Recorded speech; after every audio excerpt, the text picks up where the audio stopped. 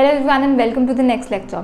पिछली क्लास में हम लोगों ने एक क्वेश्चन किया था बैंक रिकन्सिलिएशन स्टेटमेंट का, जहां पर हमने देखा था कि हमें क्वेश्चन में क्या दिया हुआ था, debit balance as per cash book. तो आज हम लोग एक क्वेश्चन करेंगे जहां पर हमें दिया होगा credit balance as per cash book. तो इतना अभी तक सभी को पता चल गया होना चाहिए कि जो अप्रोच रहेगी हमारी, वो अप्रोच बिल्कुल ही सेम रहती है। हर एक क्वेश्चन करते वक्त सिर्फ ध्यान क्या रखना होता है, पूरी कॉन्सेंट्रेशन से हमें क्वेश्चन करना होता है, हमें ध्यान से देखना होता है कौन सही है कौन गलत है, और एक वेरिएशन के कारण कैश बुक में क्या हुआ होगा या पासबुक में क्या हुआ होगा। जो भी बच्चे डायरेक्टली ये क्वेश्चन का वीडियो देख रहे हैं, उनसे मैं रिक्वेस्ट करूंगी कि एक बार क्वेश्चन देखने से पहले बैंक रिकन्सिलिएशन स्टेटमेंट के जितने भी कॉन्सेप्ट्स कराए गए हैं, पहले आप उन वीडियोस को गो थ्रू कर लीजिए, और उसके बाद जो एक क्वेश्चन है वो आपके लिए कुछ भी नहीं होगा, बहुत ही आसानी से क्वेश्चन सॉल्व हो जाएगा। तो हम लोग करने वाले हैं इलस्ट्रेशन नंबर 7। यहाँ लिखा है ऑन 31 जनवरी 2017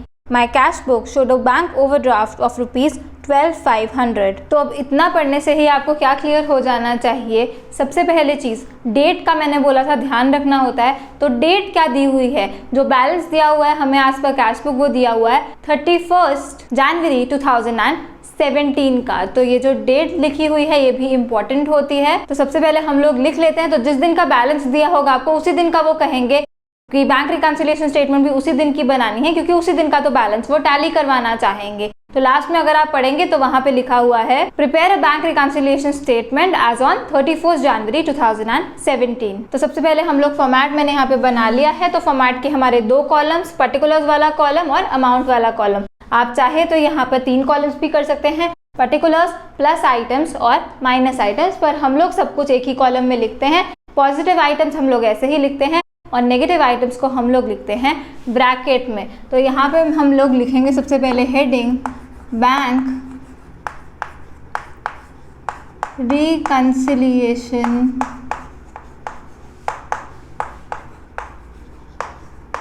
स्टेटमेंट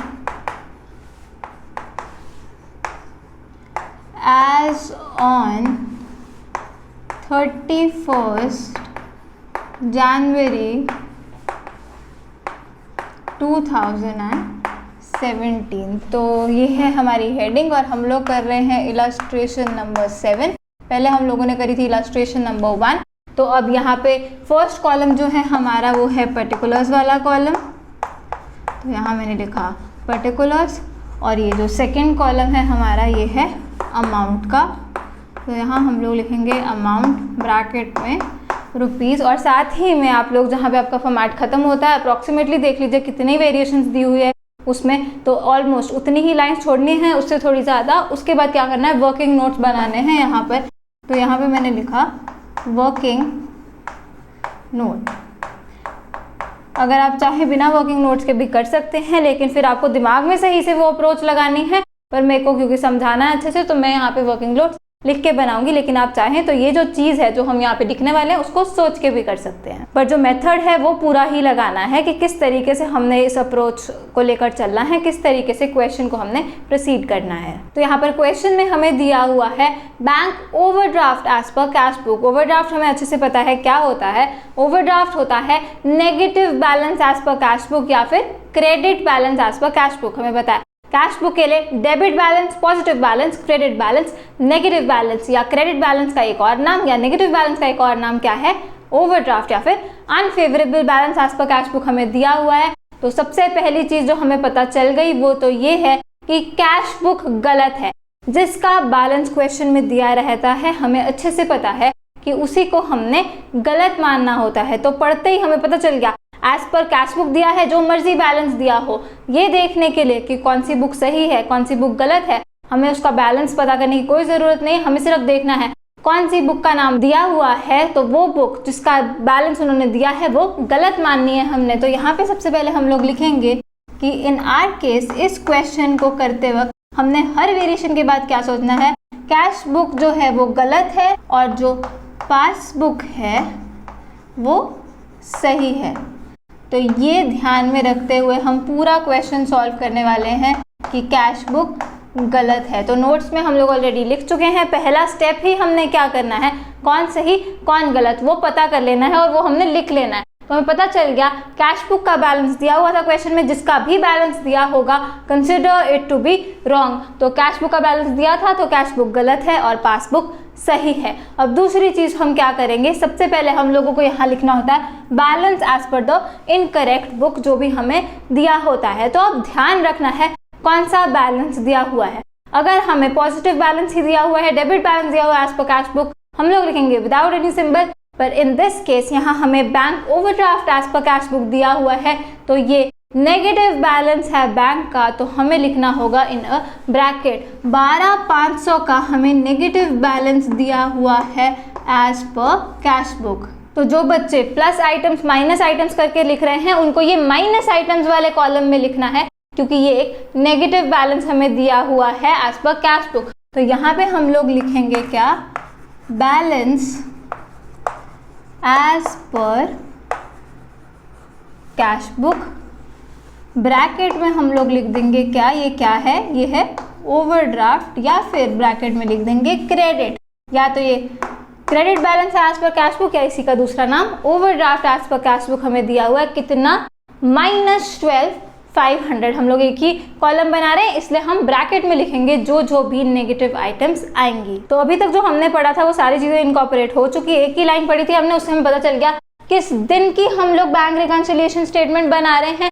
दूसरी चीज पता चली कैश बुक गलत है क्योंकि उसका बैलेंस दिया हुआ था। तीसरी चीज पता चली कि नेगेटिव बैलेंस दिया हुआ है एज पर कैश बुक, मतलब कि ओवरड्राफ्ट दिया हुआ है एज पर कैश बुक, तो उसको हमने ब्रैकेट में लिखा। आगे पढ़ेंगे, on comparing it with the passbook the following differences were noted.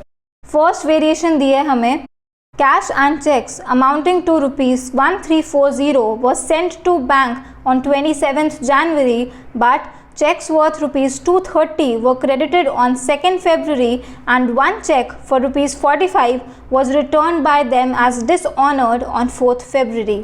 तो अब यहाँ पे लिखी हुई है एक बहुत ही बड़ी सी लाइन। तो इस बड़ी सी लाइन को देख के हमने बिल्कुल भी नहीं डरना, साथ ही में वहाँ डेट्स भी लिखी हुई हैं। तो इसलिए मैंने बोला था कि डेट बहुत ज़्यादा ध्यान से पढ़नी है कि किस दिन की हम लोग बैंक रिकंसिलिएशन स्टेटमेंट बना रहे हैं।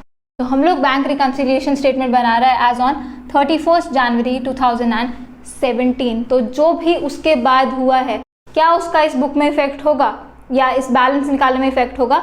नहीं होगा। इस चीज को ध्यान रखते हुए अब हम लोग पढ़ेंगे वहां क्या लिखा है। वहां लिखा था cash and cheques amounting to ₹1340 was sent to bank for collection. तो हमें अच्छे से पता है इसका मतलब क्या होता है। हमने कुछ कैश और कुछ चेक्स जमा करवा दिए बैंक को, जिसकी अमाउंट क्या थी, टोटल अमाउंट 1340 हमने ये बैंक को भेज दिए, हमने बैंक को अपनी तरफ से जमा करवा दिए। हमें पता है हमने क्या करना है, हर वेरिएशन को देख के हमें पता चलना चाहिए कैश बुक में क्या हुआ और पासबुक में क्या हुआ, वही हम लोग यहाँ पर लिखेंगे। फर्स्ट वेरिएशन के लिए यहाँ लिखेंगे कैश बुक में क्या हुआ, पासबुक में क्या हुआ, और लास्ट में लिख देंगे इफेक्ट हमें नेट क्या देना रहेगा। तो अब 1340 के हमने भेज दिए, cash and cheques amounting to 1340 was sent for collection, हमने जमा करवा दिए। तो इतना पढ़ने से ही पता चल गया हमने कैश बुक में क्या किया होगा। हमने कैश बुक में 1340 से अपना जो बैलेंस है वो बढ़ा लिया होगा। ये चीज़ भी हमें ऑलरेडी पता है, हम लोग कवर कर चुके हैं इस चीज़ को कि जब हम सेंड फॉर कलेक्शन हम लोग चेक्स भेज देते हैं फॉर कलेक्शन टू बैंक, हम लोग ऑलरेडी मान लेते हैं हमारा बैलेंस उतने से बढ़ गया होगा। तो हमने 1340 से अपना बैलेंस बढ़ा लिया होगा कैश बुक में, क्योंकि हमने तो भेज दिया अपनी तरफ से। तो ये जो चीज़ें हुई है सारी, ये वहाँ क्वेश्चन लिखा हुआ है 27 जनवरी को हमने 1340 का भेज दिया था। तो 27 जनवरी जो है वो 31 जनवरी से पहले है, तो हम लोग ऑलरेडी पूरी जो अमाउंट है वो हम लोग ऐड कर चुके हैं अपने बैलेंस में कि 1340 से हमारा बैलेंस बढ़ गया है। लेकिन आगे लिखा हुआ है बट चेक्स वर्थ ₹230 वो credited on 2nd February। 2nd February आती है 31 जनवरी के बाद। 230 वाले जो चेक्स हैं, जो ₹230 अमाउंट करते थे, उतने चेक्स तो 2nd February को क्लियर हुए हैं। तब तक बैंक ने बैलेंस बढ़ाया ही नहीं होगा। 31 जनवरी को बैंक रिकंसिलिएशन स्टेटमेंट बन रही है। बैंक हमारा बैलेंस कब बढ़ाता है? बैंक हमारा बैलेंस तब बढ़ाता है जब वो एक्चुअल में रियलाइज कर लेता है वो पेमेंट। लेकिन क्लियर ही कब हुआ ₹230 का चेक? वो ₹230 का चेक क्लियर ही हुआ है 2 फरवरी को, तो ये जो 230 रुपीज़ है ये बैंक ने हमें नहीं दिए होंगे, मतलब कि नहीं बढ़ाए होंगे। और साथ ही में आगे लिखा हुआ है and cheque for ₹45 was return by them as dishonoured on 4 February.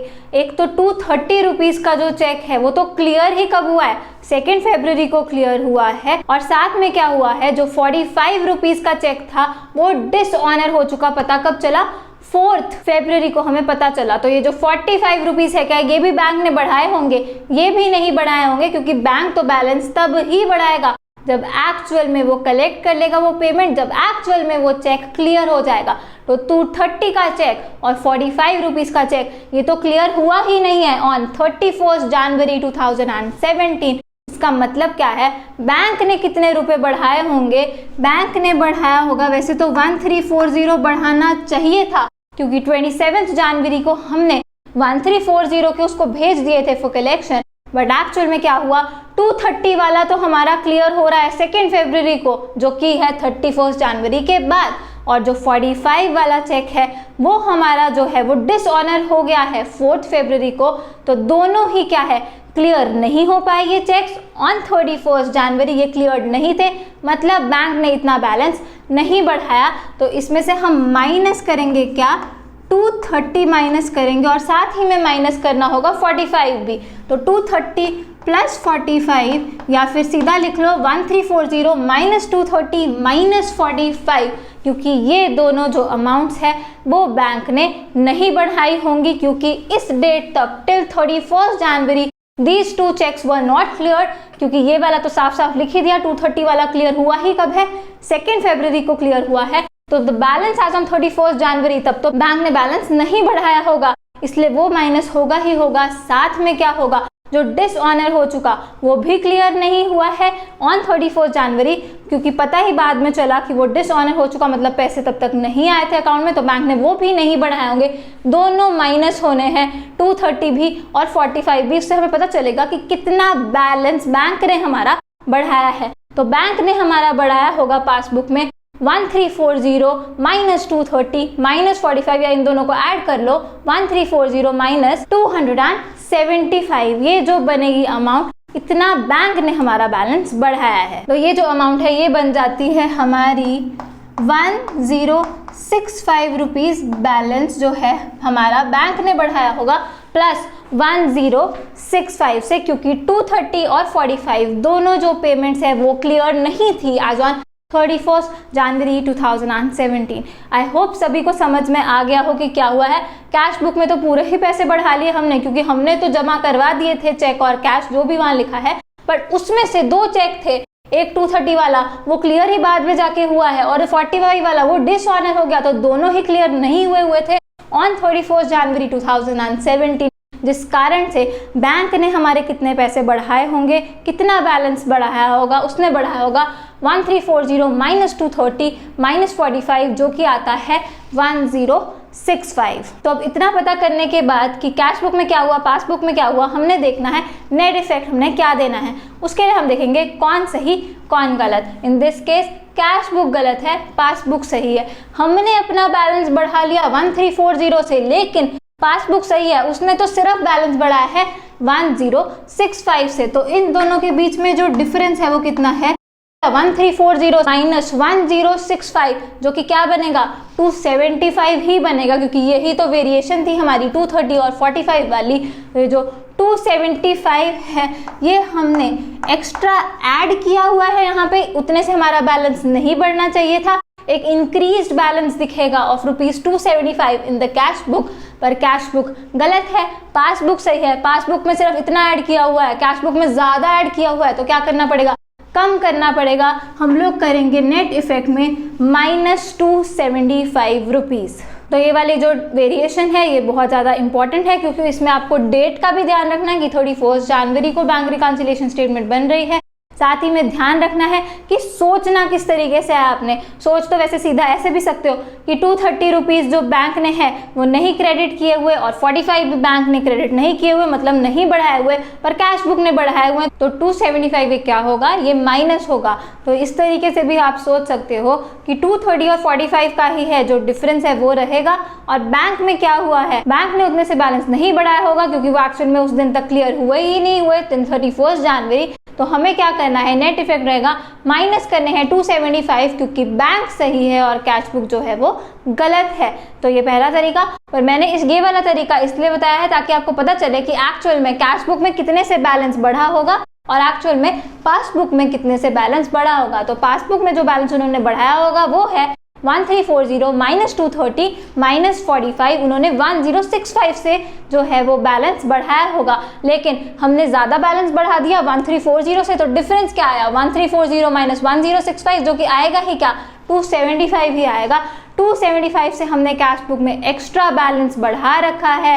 Cash book गलत है, हम गलत हैं और पासबुक सही है, हमने एक्स्ट्रा बढ़ा रखा है। तो क्या करो, माइनस करना होगा हमें 275। फिर से इसके दो कंपोनेंट्स हैं तो यहाँ पे दो लाइंस छोड़ के यहाँ पे माइनस लिख रही हूँ ब्रैकेट में 275। तो जो नेगेटिव में वैल्यू आनी होती है उसको मैं पहले लिख देती होती हूँ और फिर यहाँ पे जाके हम स्टेटमेंट लिखेंगे। और अगर ऐड करनी होती है तो मैं ऐड पहले लिखती हूँ, यहाँ पे स्टेटमेंट पहले और यहाँ पे नंबर बाद में। इससे क्या होता है, इससे आपका दिमाग उस तरीके से ट्रेन हो जाता है कि जब नेगेटिव आइटम आएगी आप पहले यहाँ पे लिख दोगे और ब्रैकेट लगाना फिर आप नहीं भूलते होते। तो अब बिल्कुल ध्यान रखना है, ये माइनस होना है तो ब्रैकेट में लिखना है। अब लिखेंगे यहाँ पर less checks paid into bank but not credited. Credit का मतलब अच्छे से पता होना चाहिए सबको। बैंक में क्रेडिटेड का मतलब क्या, बैलेंस बढ़ाने को कहते हैं। तो बट नॉट क्रेडिटेड इन जनवरी, इसके सामने हम लोग लिख देंगे 230 क्योंकि 230 का था ये जो cheques paid into bank but not credited in January, ये है 230। और यहाँ लिखेंगे cheque paid into bank but dishonoured.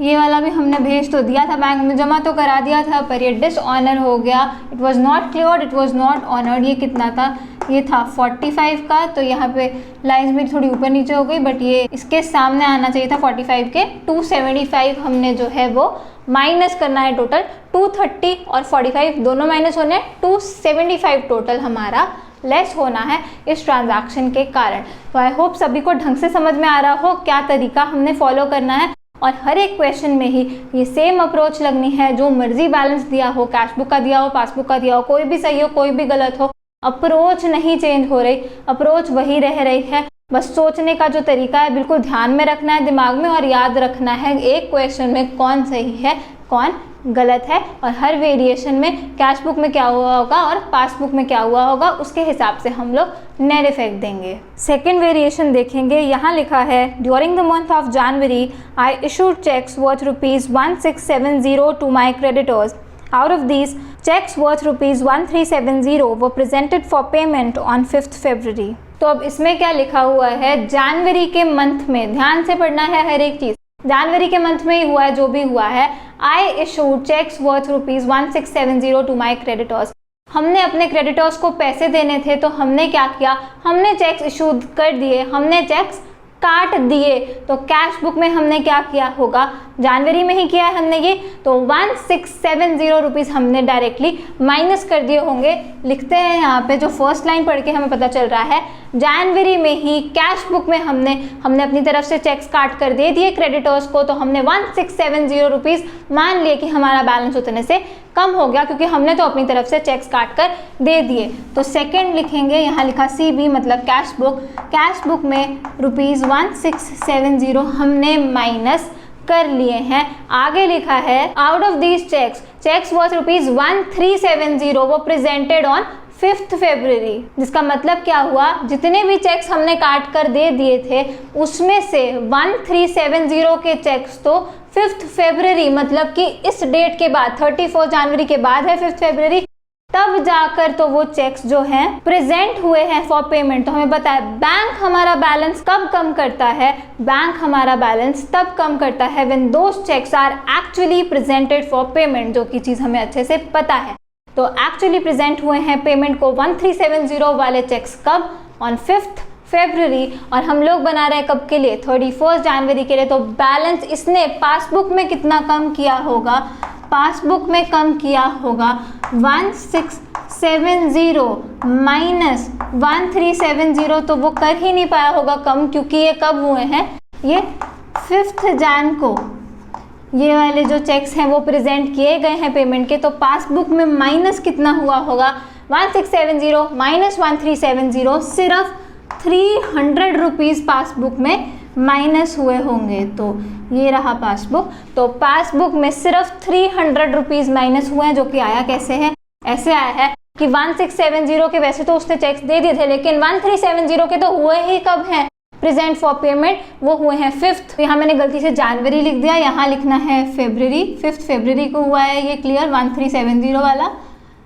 तो 5th फेब को ये एक्चुअली प्रेजेंट किए गए हैं फॉर पेमेंट। तो 31 जनवरी तक कितना बैलेंस उसने हमारा माइनस किया होगा, उसने माइनस किया होगा 1670 माइनस 1370, जो कि है 300। सिर्फ 300 वाले चेक्स जो थे, चेक्स अमाउंटिंग टू 300 ओनली, वो एक्चुअली प्रेजेंटेड फॉर पेमेंट। तो हमने कैश बुक में माइनस किया है 1670 और पासबुक में माइनस हुआ है बल्कि सिर्फ 300। तो हमें पता चल गया कैश बुक में क्या हुआ और पासबुक में क्या हुआ। अब देखेंगे इफेक्ट क्या निकल रहा है हमारे पास। तो इफेक्ट निकालने के लिए देखते हैं कौन सही कौन गलत। कैश बुक गलत है और पासबुक सही है। तो कैश बुक में माइनस क्या हुआ है 1670, पासबुक में माइनस क्या हुआ है सिर्फ 300।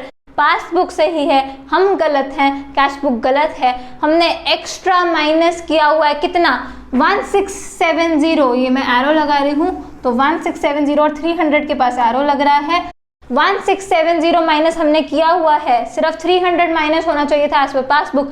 एक्स्ट्रा माइनस किया हुआ है हमने कितना 1670 माइनस 300, जो कि कितना होता है 1370। हमने कैश बुक में एक्स्ट्रा माइनस किया हुआ है जो कि नहीं होना चाहिए था, तो क्या करना पड़ेगा ऐड बैक करना पड़ेगा कितना 1370 से हमें अपना बैलेंस बढ़ाना पड़ेगा, तब जाके ये जो हमारी वेरिएशन है उसका इफेक्ट सही आएगा। फिर से सुनेंगे ध्यान से कि यहाँ पे क्या हुआ है। जैसे पिछले में एक्सेस बैलेंस हमने बढ़ाया हुआ था, यहाँ पे हमने एक्सेस माइनस किया हुआ है। असल में माइनस होना चाहिए था सिर्फ 300 क्योंकि पासबुक सही है, हमने माइनस कर दिया 1670। कितना एक्स्ट्रा माइनस कर दिया 1670 माइनस 300, 1370 एक्स्ट्रा माइनस कर दिया कैश बुक में, और कैश बुक गलत है तो क्या करो ऐड करोगे 1370। एक तो ये सोचने का तरीका, दूसरा ये कि डिफरेंस किसके कारण आ रहा है 1370 जो बाद में जाकर 5th फरवरी को जाकर हमारा प्रेजेंट हुआ है फॉर पेमेंट, तो वो बाद में प्रेजेंट हुआ है पेमेंट के लिए, तो तब तक बैंक ने वो माइनस नहीं किया होगा, पर हमने तो माइनस कर दिया। तो क्या करना है ऐड बैक करना है फिर से कितना 1370। तो लिखेंगे यहाँ पर add cheques issued but not presented for payment in January। कि हमने इशू तो कर दिए थे, चेक तो काट दिए थे, पर वो एक्चुअली तो प्रेजेंट किए ही नहीं गए जनवरी में, बाद में जाके फरवरी में किए गए 5th फरवरी को। तो 1370 हमने एक्स्ट्रा माइनस किया हुआ है कैश बुक में, उसे करेंगे ऐड बैक क्योंकि कैश बुक गलत है और पासबुक सही है। ध्यान रखना है यहाँ पर कौन सही है कौन गलत है, तो ही सही इफेक्ट दे सकते हो। In this question cash book is wrong and passbook is right, इसलिए पासबुक वाले इफेक्ट हम लोग दे रहे हैं। जैसा पासबुक ने किया है वैसा हम लोग करेंगे, जो भी वेरिएशन है बस उस गैप को हमने कम करना है। तो 1370 हमें करना है ऐड, तो ऐड करना है इसलिए हमने विदाउट सिंबल ये वैल्यू लिखी है। तो कितनी भी बड़ी हमें वेरिएशन दी हो, हमने बिल्कुल भी देखकर उसे डरना नहीं है। हमने सिर्फ ये चीज़ देखनी है कैश बुक में क्या हुआ, पासबुक में क्या हुआ, डिफरेंस क्या है बीच में, और कौन सही है कौन गलत है। जो सही है उसके हिसाब से जो बैलेंस होना चाहिए उस बैलेंस पे लाकर रख दो, चाहे उसके लिए आपको ऐड करना पड़े, चाहे उसके लिए आपको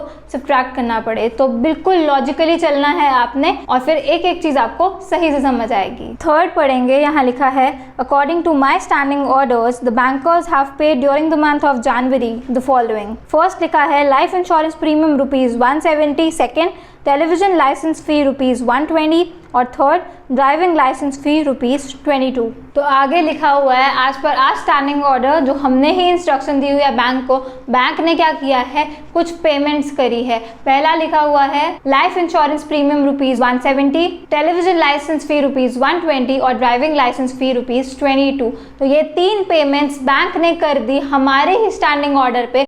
ये सेल्फ इम्प्लाइड है कि जो स्टैंडिंग ऑर्डर चाहे हमने दिया है, बैलेंस कौन कम करेगा, बैंक को स्टैंडिंग ऑर्डर मिला हुआ है, बैंक ये बैलेंस हमारा कम कर देगा और ये कैश बुक में रिकॉर्ड नहीं हुई। ये सेल्फ इम्प्लाइड है इस वेरिएशन को पढ़ के, जो कि हम लोग ऑलरेडी कवर कर चुके हैं जब हमने देखा था कि वेरिएशंस क्या क्या हो सकती हैं between cash book and passbook. तो यहाँ पर बैंक माइनस कर चुका है कितना, 170 प्लस 120 प्लस 22, जो कि बनता है 312 रुपीज बैंक ने डायरेक्टली माइनस कर दिए, क्योंकि हमने उसको स्टैंडिंग ऑर्डर दिया हुआ है। तो यहाँ लिखेंगे हम लोग थर्ड, फिर से देखना है कैश बुक में क्या हुआ, पासबुक में क्या हुआ, और उसके बाद इफेक्ट हमारा क्या निकल रहा है। तो जहाँ इफेक्ट निकल रहा है वहाँ पे मैं स्टार लगा रही हूँ ताकि आपको पता चले कि नेट इफेक्ट क्या था।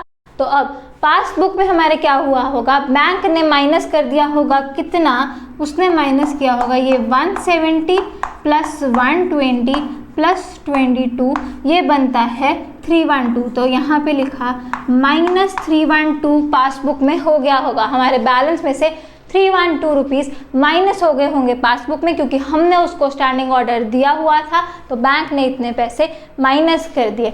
ध्यान रखना है कोई भी कंफ्यूज ना हो कि वहाँ पे लिखा हुआ है एज पर माई स्टैंडिंग ऑर्डर्स, की मतलब हमने किया होगा माइनस, नहीं, ध्यान से पढ़ो। वहाँ लिखा है स्टैंडिंग ऑर्डर तो हमने दिया है, हमने स्टैंडिंग ऑर्डर का सही से मतलब भी समझा था और ये भी देखा था एग्जाम्पल क्या होते हैं स्टैंडिंग ऑर्डर्स के। तो स्टैंडिंग ऑर्डर हमने दिया है, पर ये पेमेंट्स उसी दिन को कौन कर देता है, बैंक कर देता होता है। तो बैंक ने बैलेंस कम कर दिया जल्दी से वो पेमेंट करके, जो कि है 170 प्लस 120 प्लस 22, माइनस कर दिया उसने कितना, 312 रुपीज़ उसने माइनस कर दिए। पर कैश बुक में हमने कुछ भी नहीं किया, तो कैश बुक में हमने किया नथिंग। तो ये हमें पता चल गया कैश बुक में क्या हुआ और पासबुक में क्या हुआ। अब हम देखेंगे कौन सही कौन गलत। कैश बुक गलत, पासबुक सही, तो हम गलत हैं, हमने कुछ भी नहीं किया। पासबुक सही है, उसने 312 माइनस किए हैं, तो हमें भी अपना बैलेंस कम करना पड़ेगा। कितने से, 312 से बैलेंस कम करना है, क्योंकि बैंक सही है, हम गलत हैं। बैंक ने माइनस किया है 312, हमने तो कुछ भी माइनस किया ही नहीं, तो हमें भी माइनस करना है 312। तो अब यहाँ पे इसको माइनस करना है, तो इसलिए ब्रैकेट में लिखनी है, तो पहले वैल्यू लिख देते हैं यहाँ 312 रुपीज़ माइनस होंगे यहाँ पर। अब जाके लिखते हैं यहाँ less amounts paid by bank according to standing order. इसके नीचे हम लोग लिख लेंगे सारा बाइफिकेट करके, लाइफ इंश्योरेंस प्रीमियम कितना है, ये है 170। इनर कॉलम में ही लिखेंगे यहाँ पर, क्योंकि हमने पूरी जो अमाउंट है वो ऑलरेडी हम बाहर लिख चुके हैं। लाइफ इंश्योरेंस प्रीमियम, फिर है टेलीविज़न लाइसेंस फ़ी कितना, 120, और उसके बाद है ड्राइविंग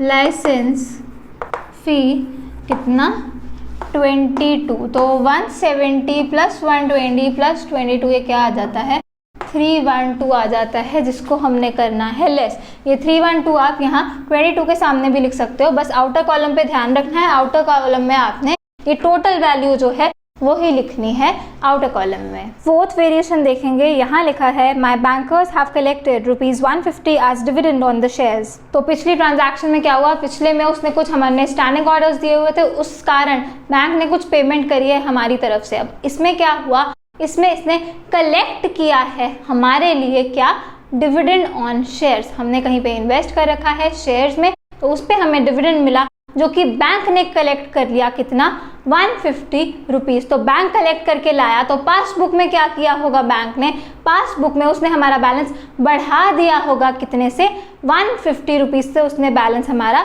बढ़ा दिया होगा। ये चीज़ बहुत ज़्यादा ध्यान में रखनी है जब भी बैंक रिकन्सिलिएशन स्टेटमेंट का टॉपिक कर रहे हो कि कैश बुक के लिए डेबिट जो है वो प्लस होता है, क्रेडिट जो है वो माइनस होता है, पर पासबुक के लिए क्रेडिट प्लस होता है और डेबिट माइनस होता है। तो यहाँ पे उसने इंस्टेड ऑफ सेइंग कि उसने कलेक्ट कर लिया डिविडेंड ऑन शेयर्स, वो ये भी लिख सकता था कि क्रेडिटेड डिविडेंड ऑन शेयर्स, कि बैंक ने सीधा क्रेडिट कर दिया डिविडेंड ऑन शेयर्स। तो आपको पता चलना चाहिए बैंक ने क्रेडिट किया, बैंक क्रेडिट कब करता है, जब वो बैलेंस बढ़ाता होता है। तो ये चीज़ बिल्कुल ध्यान में रखनी है क्योंकि वो किसी भी तरह लिख सकते हैं। अभी तो कलेक्टेड लिख दिया डायरेक्टली, पर वो लिख सकते थे क्रेडिटेड। तो क्रेडिटेड का मतलब इन केस ऑफ बैंक क्या है, बढ़ाना है।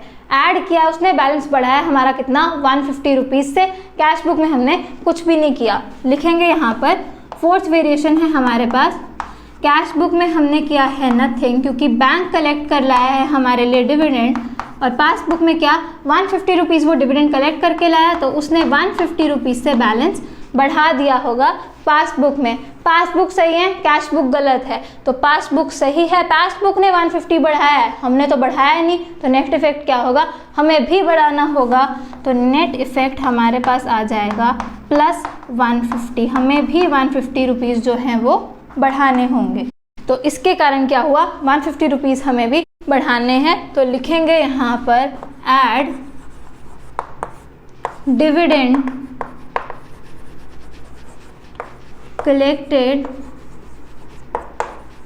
बाय बैंक, इसके सामने लिखेंगे कितना 150 रुपीज़। फिर से यहाँ पर बता दूँ, एक तो जब वंस टेंस हंड्रेड्स के बाद हमेशा आप लोग कॉमा लगाया करें, उससे आप जब कैलकुलेशन करोगे तो आपके लिए बहुत ज़्यादा आसान हो जाएगा। दूसरी चीज़, वंस के नीचे वंस डिजिट लिखो, टेंस के नीचे टेंस डिजिट लिखो, उससे आपको कैलकुलेशन करने में बहुत ज़्यादा आसानी रहेगी।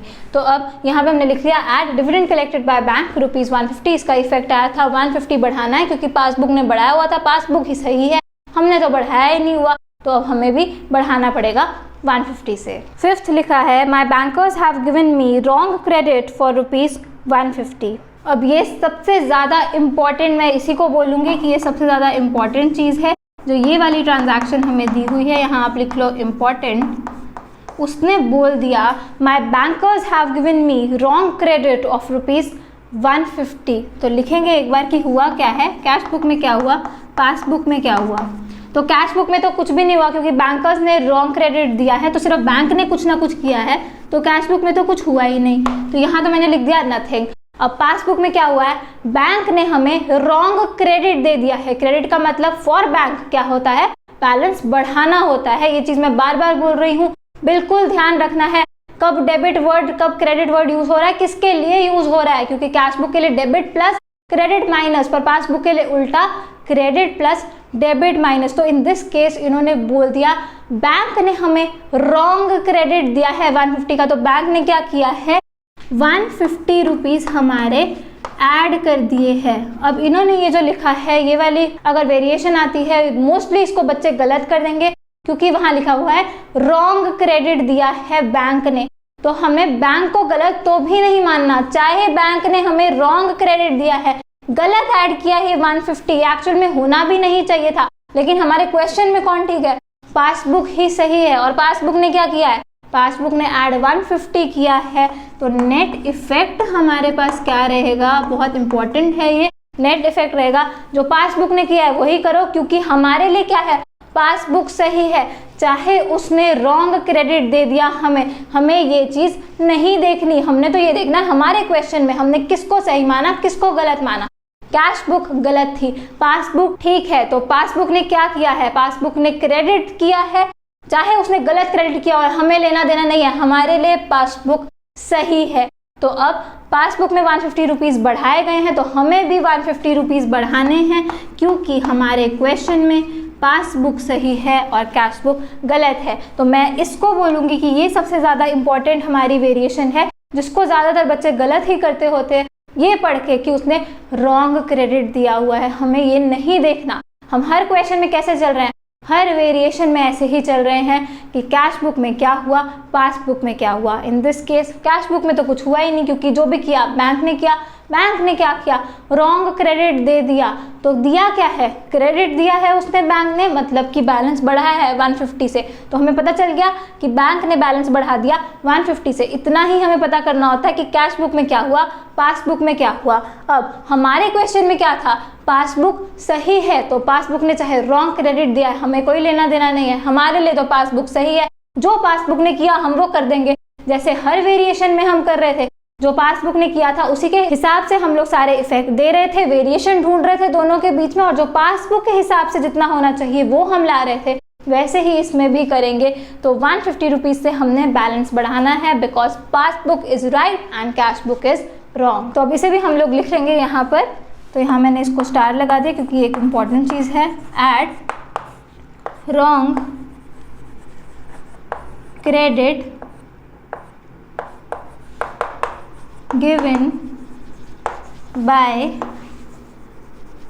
बैंक, कितना 150 हमने ऐड करना है। तो विदाउट एनी सिंबल हमने यहाँ पर लिख दिया 150। तो अब कोई भी इसको रटे ना कि अगर कहीं पे भी लिखा है wrong credit given by bank हमने उसको ऐड करना है, नहीं, ऐसे नहीं होगा। आपको देखना पड़ेगा, जो अप्रोच हम फॉलो कर रहे हैं वैसे ही चलना है। तुक्का बिल्कुल भी नहीं मारना, ना एक लाइन को पढ़ के डिसाइड कर लेना है कि उसे ऐड करना है कि सब्ट्रैक्ट। ये मैं स्टार्टिंग से बोल रही हूँ, ऐसा कोई भी नहीं करेगा।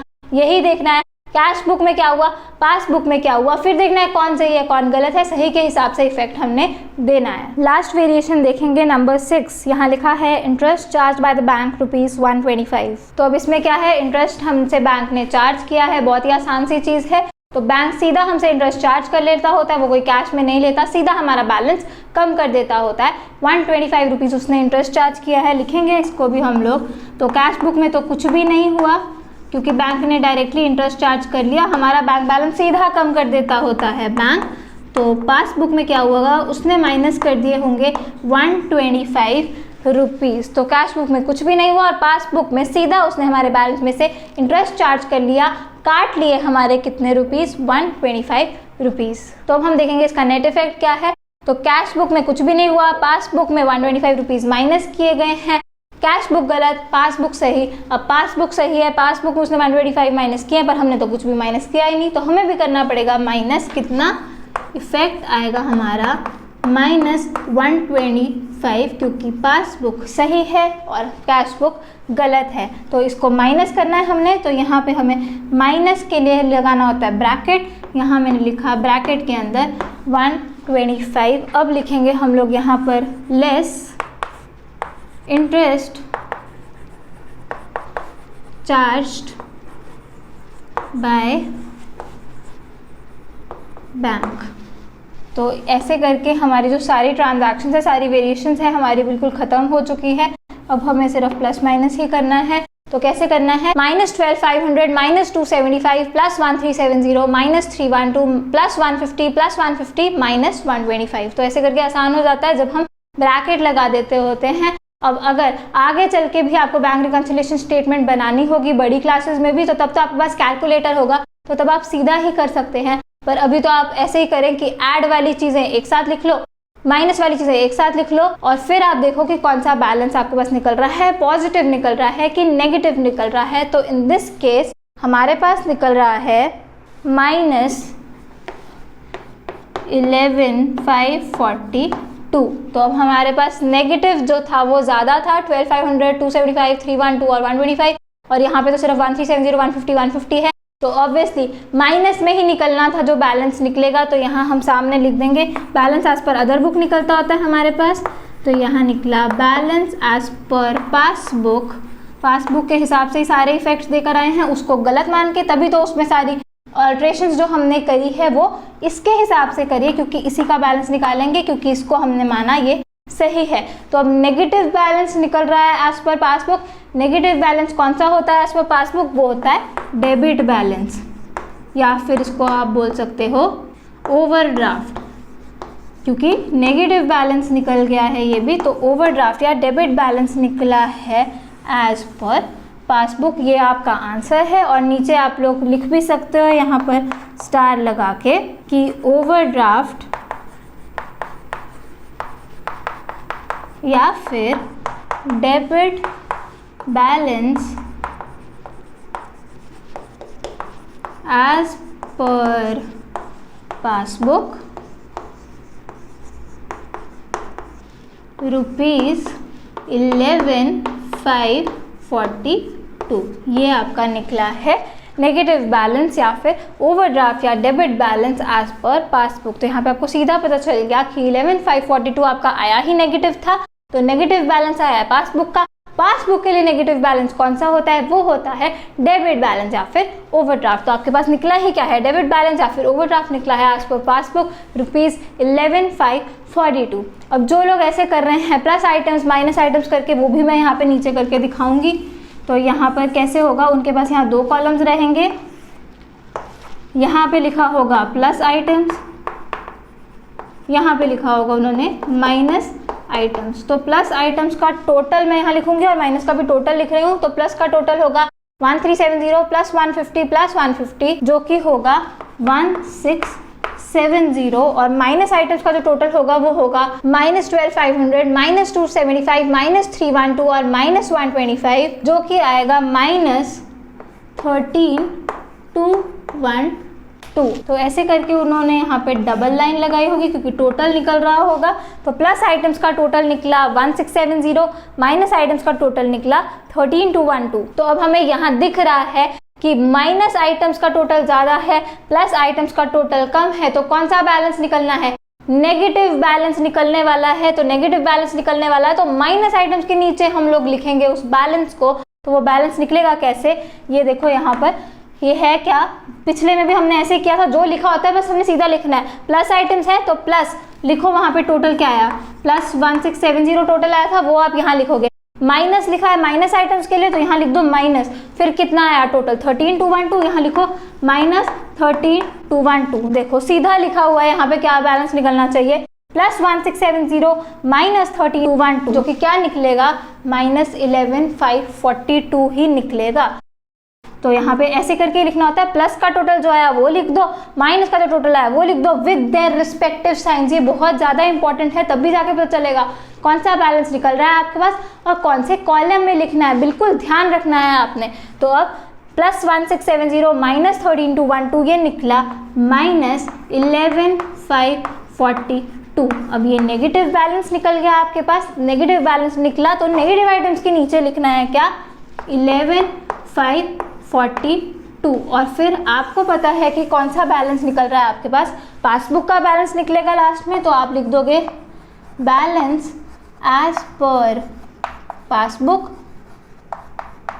अब आपने यहाँ कैलकुलेट ऑलरेडी कर लिया, आपको दिख रहा है कि माइनस नेगेटिव बैलेंस निकल रहा है एज पर पासबुक, मतलब कि कौन सा, डेबिट बैलेंस निकला है या फिर ओवरड्राफ्ट निकला है एज पर पासबुक। तो आंसर्स हर एक में, जब हम ये क्वेश्चंस कर रहे हैं, जब debit balance as per cash book से शुरू किया था और जब credit balance as per cash book से हमने शुरू किया है, तो आंसर्स तो अलग अलग आएंगे ही, लेकिन तरीका जो है वो देखो वो बिल्कुल सेम है। पिछले में भी हमने ऐसे ही किया था, मैंने आपको तब भी करके दिखाया था। प्लस आइटम्स और माइनस आइटम्स करके लिख रहे हो तो कैसे करना है, तो इस तरीके से करना है, प्लस ये वाला टोटल माइनस ये वाला टोटल, उसका मतलब ये है ही पॉजिटिव वो है ही नेगेटिव, तो क्या बैलेंस निकला, इन दिस केस माइनस में निकल गया बैलेंस, तो माइनस में निकल गया तो पासबुक का निकला। पासबुक के लिए माइनस बैलेंस कौन सा होता है, डेबिट बैलेंस या ओवरड्राफ्ट होता है। तो आंसर क्या आया, डेबिट बैलेंस या ओवरड्राफ्ट एज पर पासबुक। तो आई होप अच्छे से, बिल्कुल ही अच्छे से समझ में आ गया होगा कि किस तरीके से बनती है बैंक रिकंसिलिएशन स्टेटमेंट। तो मैंने ये 2 क्वेश्चंस आपको करा दिए, जिसमें मैंने डेबिट बैलेंस उठाया स्टार्टिंग में एज पर कैश बुक पहले क्वेश्चन में, और अब करवाया है overdraft as per cash book से। अब नेक्स्ट लेक्चर में हम लोग पासबुक के बैलेंस से क्वेश्चन स्टार्ट करेंगे और उसमें भी हम लोग देख लेंगे कि कैसे हमने चलना है। अप्रोच मैं फिर से बोल रही हूँ सेम रहने वाली है, सिर्फ ये वाली चीज़ चेंज हो जा रही है बार बार कि कौन सही है और कौन गलत है। और साथ ही में ये जो स्टार्टिंग में जो आपका बैलेंस दिया होता है उसके सिंबल का ध्यान रखना, और लास्ट में जो बैलेंस आ रहा है उसके सिंबल का भी आप लोगों ने ध्यान रखना है। तो विद दिस ये वाली वीडियो यहाँ ख़त्म होती है। अब हम लोग मिलेंगे नेक्स्ट लेक्चर में। So thanks for watching. I'll see you in the next lecture. Keep smiling and keep learning. Bye bye.